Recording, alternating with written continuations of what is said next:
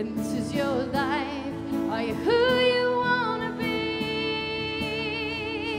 This is your life. Through the prophet Isaiah, God says, I make known the end from the beginning, from ancient times what is still to come. I say, my purpose will stand, and I will do all that I please. The teacher in the Old Testament book of Ecclesiastes says these words of God. He's made everything beautiful in its time. He's also set eternity in the hearts of men and women. Yet they cannot fathom what he has done, what God has done from beginning to end. And the resurrected and enthroned Jesus Christ says through his disciple come apostle, John, it is done. I am the Alpha and the Omega, the beginning and the end. To him who is thirsty I will give to drink without cost from the spring of the water of life. Last week, a friend sent me a link to a Time magazine page, their web page, where they had their list of the top 10 everything for 2008. Top 10 news stories, top 10 campaign gaffes, top 10 scientific studies, top 10 medical breakthroughs, etc., etc. And I quickly queued through a whole bunch of them, but got connected to the top 10 Time photographs. This first one is a picture. These are just Time photos. These aren't the top 10 photos in the world this past year. They're photos taken by Time photographers. Why am I being so defensive already? Because it's a picture of Cindy McCain, and I guess it's an okay photograph, but it's not a picture of Barack Obama, which to me is a top 10 photo. But apparently Barack made a top 10 of every other list that Time had, so he didn't make this list. Anyway, this is Cindy McCain, one of the images that they showed. The next one is that famous picture of swimmer Michael Phelps when he looks like he's bound to lose that race and not win all of those gold medals. And in the last millisecond, he's the guy who's behind here, makes a surge on the Serbian swimmer and wins that gold medal. This is a picture of a place called, I think, Zion, that Mormon polygamous community in the southern states that got raided earlier in the year.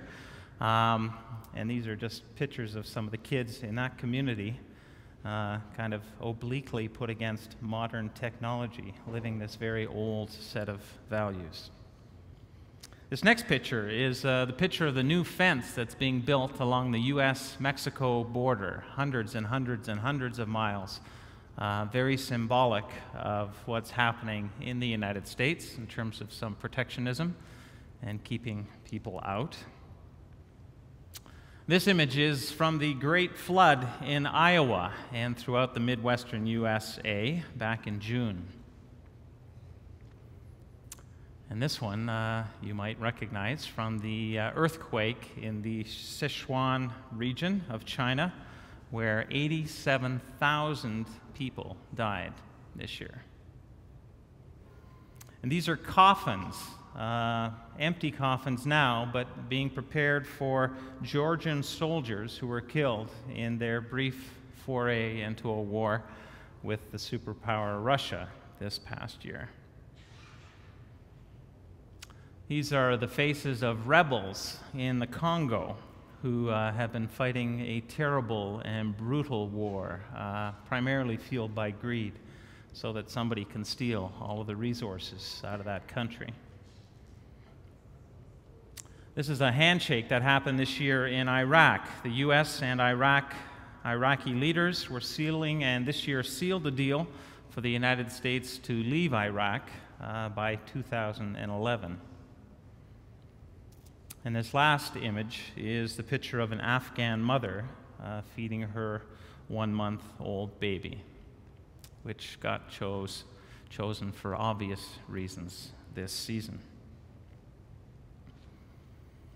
Going through all of these top 10 lists and finding them all over the radio and the news since reading the Time articles, I'm asking, what is it about our propensity and our desire to accumulate these lists?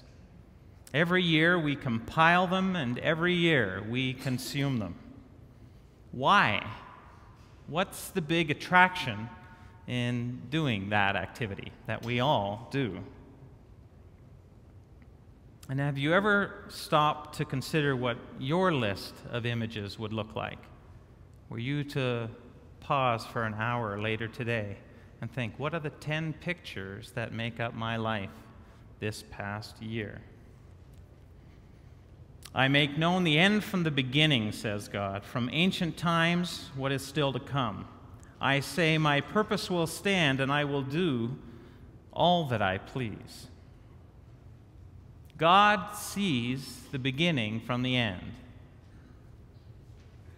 Every image that has ever been displayed or lived out or was a part of life in every place for all time is emblazoned on the mind and heart of God. And we are people who are made in the image of that image-holding God, the God who sees the beginning from the end. And in a way, we're made like Him in our yearning to want to see where we've come from and where we're going and where we're at. So to see the bigger picture, in a way, is to be a bit more in the image of the God who made us. And to be fully awake and alive, I would argue, is to have some idea of who you are and where you are and why you are here. There's something inherently human about recounting and recalling and remembering. Taking stock reminds us of things, puts into our minds again the things that have made up our lives. Reminds us of where we've come from, of where you have come from, and where you are and where you're going. They remind us that we've come from somewhere, and that the life that we're living is made up of things, and these things shape us, whether they're good, they're bad, they're ugly, they're times of joy or times of great suffering.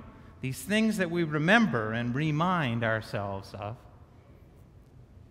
they form us and make us who we are.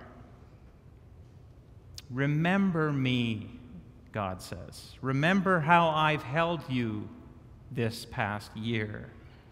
Whatever suffering, whatever joy, whether you knew it or not, recall the fact that I've done that and that I was there. Wrap your minds around this. Wrap your minds around a book full of ancient stories that warn us and build faith into us. Wrap your minds around all kinds of modern-day stories that are happening around your life and through you and surrounding you in the story that you're living, the ongoing story from this story, God's continued movements in history.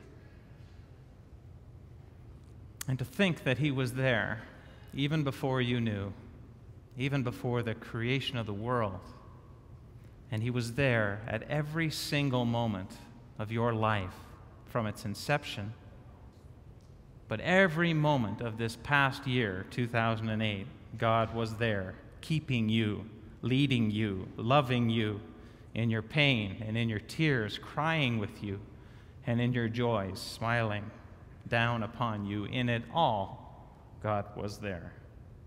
Do you recall and remember those times? And then there was this past year in your life, and I don't know your life. Hopefully you know your life, but what are the pictures? Were you to imagine the pictures, photos of those times, those key top 10 times in your life? What do they show? What do you see? What are the images? Bring them to mind. Remember,